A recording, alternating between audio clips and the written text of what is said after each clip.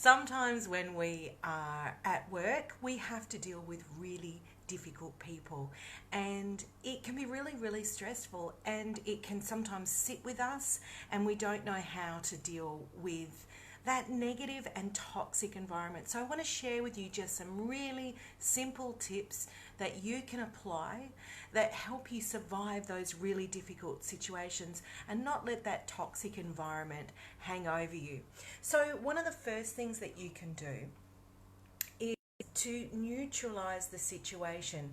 So if someone's coming attacking you with their opinion about something and you feel very attacked, so they're telling you what you should and shouldn't do and how you should do something, and they're being quite critical and perhaps positive, even quite negative, then what you need to do is neutralize that situation.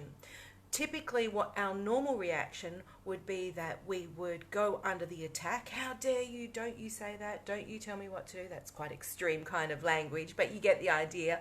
Or we become super apologetic. I'm so sorry. Yes, you're right. I'm wrong. So we go extreme in one way or the other. So what we can do is neutralize the situation by saying thanks for sharing. What that does is acknowledge what the other person has said. You're acknowledging what they're saying, and you're not letting the conversation go either way. So you're not going into the attack and you're not going into the defense. And it just kind of brings the situation to an end. You address it, you acknowledge it, and hopefully from there you will move on.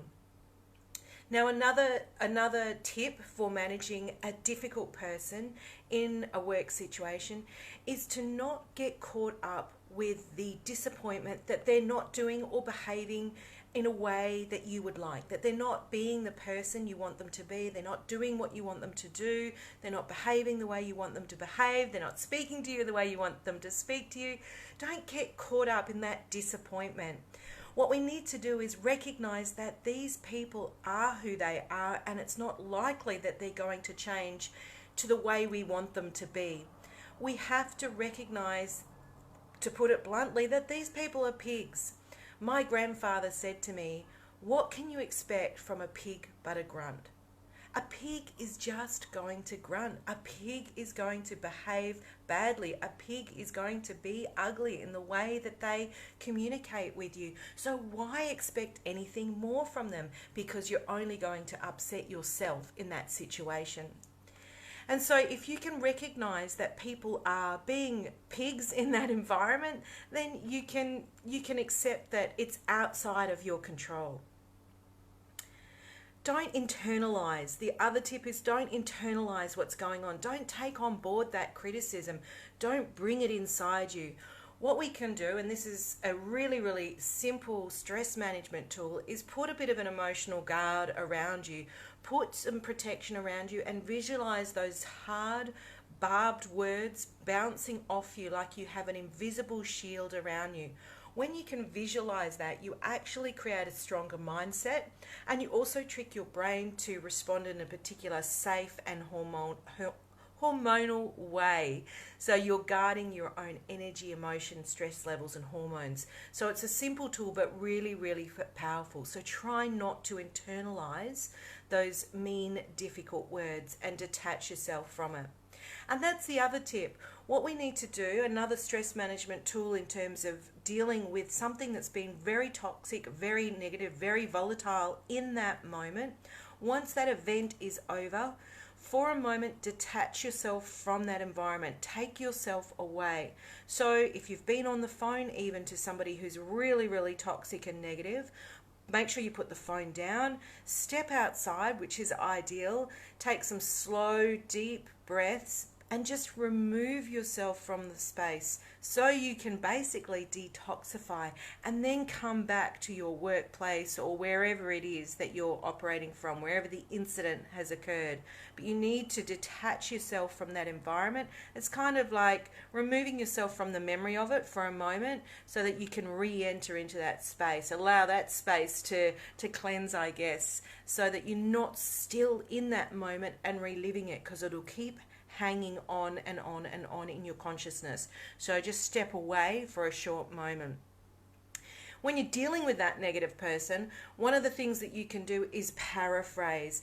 What this does is help you understand where they're coming from and what they're saying, but it also lets them know that you're hearing them. So paraphrase back to them what it is that they're saying to you. So what you're saying to me is this, this, and this. Is that correct?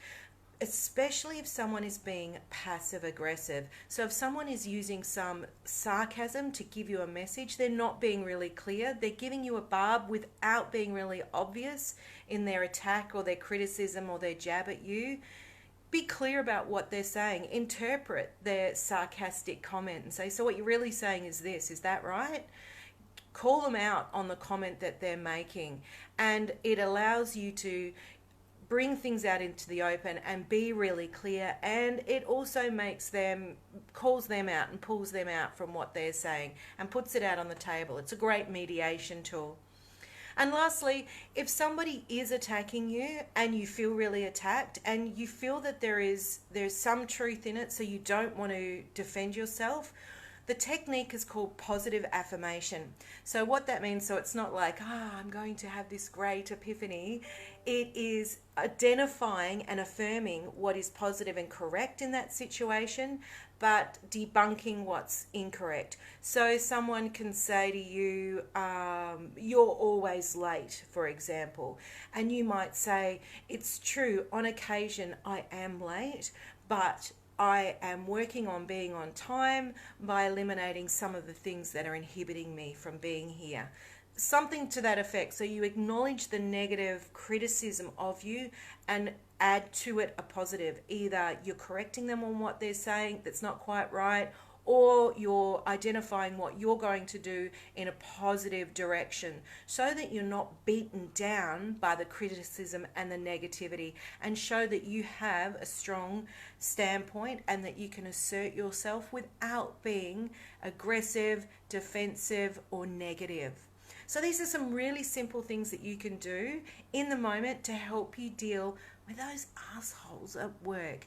If you've got some other techniques that you'd like to share, I'd love to hear them. What do you do in these situations at work when you have to deal with some really negative and toxic people? I'd love to hear your comments, so comment below.